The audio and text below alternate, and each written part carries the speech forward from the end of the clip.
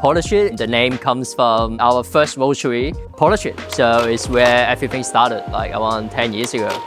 Portershit is more a traditional flavor of the coffee where it cuts through the milk. So for people who want a full-bodied drink that has some dark chocolate flavor and some malt, the intensity is the highest compared to Pioneer and Trail. So I would recommend it with milk or just an espresso in the mornings. With Portershit, we got a Brazilian, got a Yunnan, and we also got a Colombia. So it's the dark chocolate and the nutty taste that we want from the Brazil.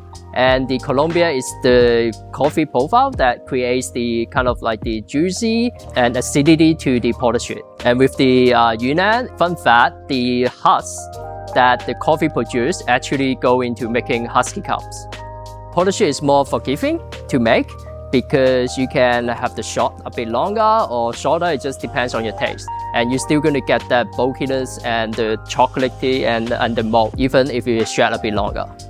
That's it about Portershit. Grab yourself a bag and enjoy it at home.